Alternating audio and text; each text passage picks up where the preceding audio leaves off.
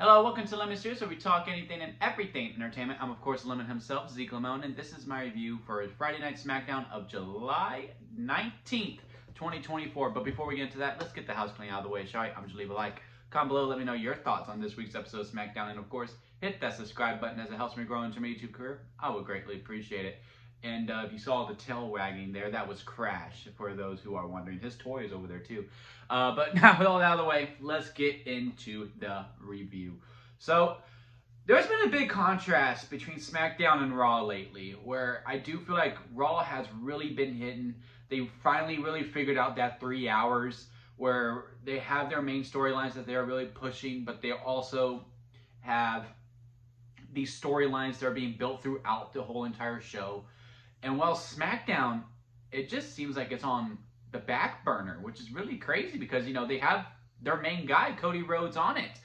I don't know if this is just because, look, Raw is beefed up with superstars. Like, all the big names, minus Cody, are truly there. Cody and Randy, and Kevin, I guess. Everyone else on SmackDown are still finding their way. Like, you know, there's stars for sure, like LA Knight, Bianca Belair, Jade Cargill, Cody Rhodes, Bayley, Randy Orton. There's big names there, but they're not quite the level of a Seth Rollins, a CM Punk, a Drew McIntyre.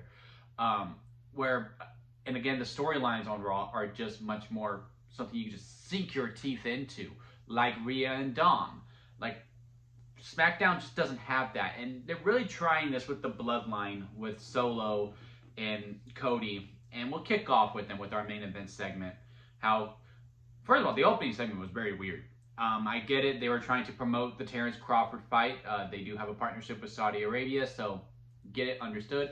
I did find it very funny when Cody went out to the ring and Terrence Crawford just went, "Here's a chair." And I was like, what? So fans can just bring weapons now to let the wrestlers use to fight their opponent? I'm all for it, in all honesty. But I thought that was really funny. It was just odd that it was Theory and Waller who came out. I get it, you probably couldn't do Tama Tonga and Tongaloa for this week because you're still trying to establish them as a threat. I do have them winning the gauntlet next week, and I do think we're going to do DIY versus the Bloodline at SummerSlam on the pre-show. But it was just weird that it was those two. They had the explanation like, look, Jacob Fatu came out, but, you know, the Bloodline's beefing with you, so we're going to blame you for it. And they keep teasing the breakup, and, you know, they have the nice little promo segment. I like what Cody was doing early on, saying, look, 2 years ago, I told you you weren't ready, and I'm here to tell you you still aren't ready. And, you know, you got even by taking away the title, but you're not going to take away the title from me at SummerSlam. I liked all that beginning part. It was just everything after with Grayson Waller and Theory just felt a little bit weird. And then we get to the main event segment. They have the tag match, and we do what we've been doing for a while. It's pretty simple what the story is between Cody and Solo. The Bloodline is going to take out all of his friends one by one, right? It was Randy last week, okay? He's written off. I thought we would do a Jacob Fatu versus Randy Orton match at SummerSlam. Looks like that's not in the cards. We do have 5 matches confirmed. And we do have, I believe, 2 weeks left until SummerSlam. I'm hoping we do get a couple more. Drew versus Punk is basically confirmed at this point.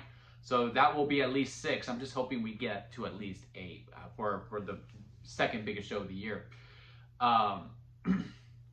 It was Kevin this week. They ran him off. So now Cody's all alone. What is he to do? How is he going to overcome all these odds? And then, you know, we're going to hear the choir and Roman's going to come out and help Cody Rhodes. And then Bloodline will go with Roman.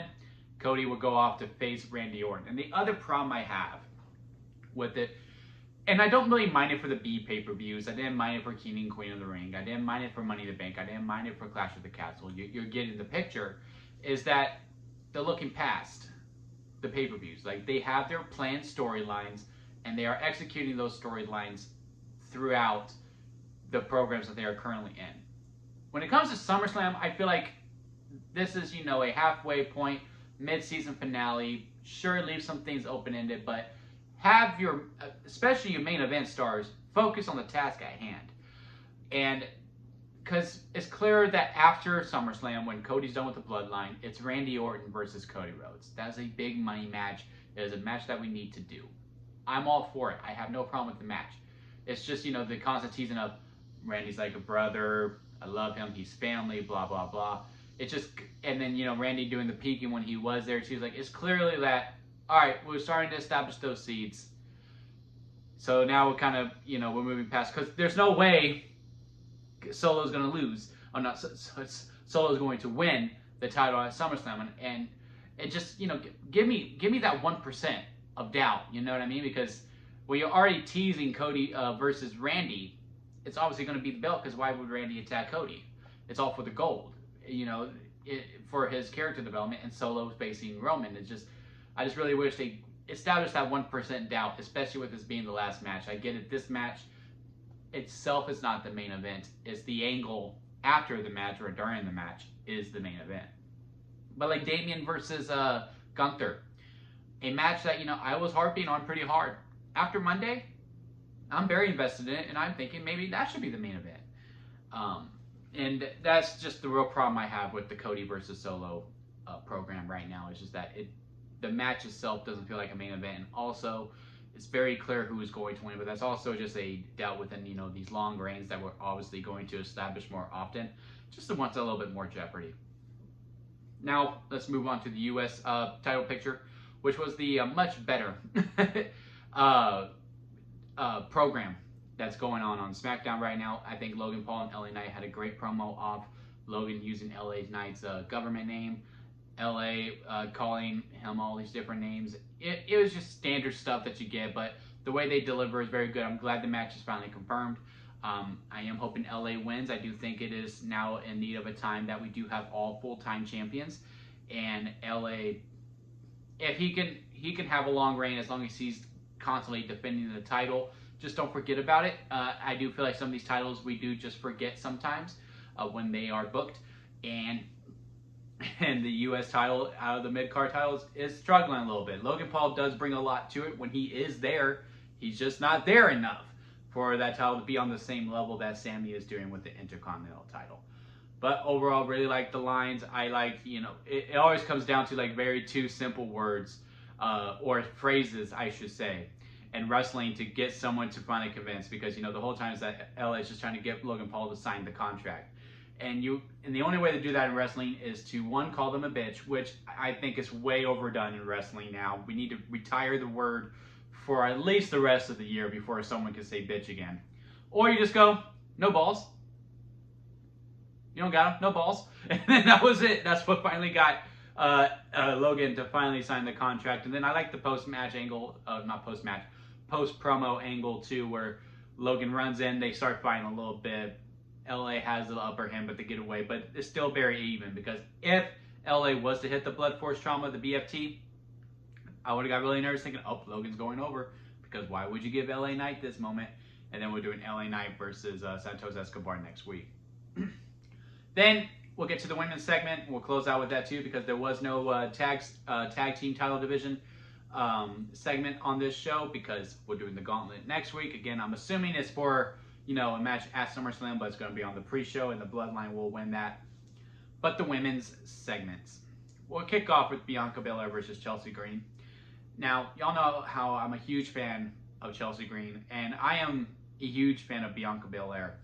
Actually, I don't think I've ever shared this story with y'all when it comes to Bianca. I went to WrestleMania 38, and this was during, post-pandemic. It was the first time we were, fully with crowds for the whole year. I was watching, I was like starting to really get back into it, because the pandemic stuff, I only watched the pay-per-views. Just to be honest with you. Raw and SmackDown was really hard to watch. I only really watched the pay-per-views during the pandemic era. So the Bianca Belair character, who was coming out during the pandemic era, I didn't think I was that attached to. When WrestleMania 38 came and her music started playing, when I tell y'all I got emotional, I was like, damn, I'm more attached to this character than I thought. So I'm a huge fan of both Bianca Belair and Chelsea Green. I think she's the maximizer of minutes. You can give her 30 seconds. You can give her 30 minutes. She's going to make it worth your while either single way. And she did that again here, because I do think this match probably went about 30 seconds. Chelsea hit the slap. We had a surprise roll-up. Bianca Belair gets to 1, 2, 3. It just reminds of the old times within how they treated the women. And I know we have moved past that, and a lot of women are big-time stars and are bigger drawers than some of the men. Rhea Ripley, Bianca Belair, Jade Cargill, Bayley, just to name a few that are, big draws that like, oh, yes, I really want to see that person. It's just mix it up a little bit because it happens on Raw too that if there's going to be a short match, it's going to be the women's match. Just give the guys a short match every once in a while too. I get it. You want to fit as much people on the card. Okay, you only got like 30 to 45 seconds. Okay, we can make this work. Just mix it up a little bit. Don't let the women be the only ones who get the short matches. Have, a Braun Breaker squash with a current star or something like that. Or, I don't know any big names on SmackDown. Carmelo Hayes does a surprise roll-up to get the win. Just do something where, just mix it up where it's not just the women who are getting short matches. That's really my only beef with it. I thought with what they did and with the time they were given, they did a good job. It's just irks me. Like, it's every single time it's the women's match that's going to get the short match. Andrade versus Carmelo Hayes was a great match, by the way. Very stellar match. One of the best free TV matches for WWE this year. Not the best free TV match this week. That goes to Wednesday. That whole hour was amazing between MJF and Will Ospreay. But, yeah, great match between Andrade and Carmelo Hayes. Almost forgot to talk about it, but going to talk about it now. And then we had the women's title match that we're really pushing through. It just seems a little off, doesn't it? Because Nia Jax won career in the ring. Bayley wants to defend her title. There's some beef there. They're trying to go within the past about how, oh, Nia, you injured Bayley, lost her SummerSlam match, and that's where it caused her to turn heel a little bit. You set my life into a downward spiral, and I'm trying to get revenge. It just doesn't really hit. Like, you can definitely use that 2017 injury angle into the storyline. But it should be Nia that should be going, I've already hurt you once before. I'm going to do it again to make sure I get that title. If that was the storyline where it's like, I've hurt you before and I'm going to do it again, and that is Nia instigating the narrative of the injury, I think I would buy a little more. But the fact that it's Bayley who's the one who's hurt by it and bringing it up and instigating this narrative to make like, oh, Nia, you're reckless, blah, blah, blah, blah, blah.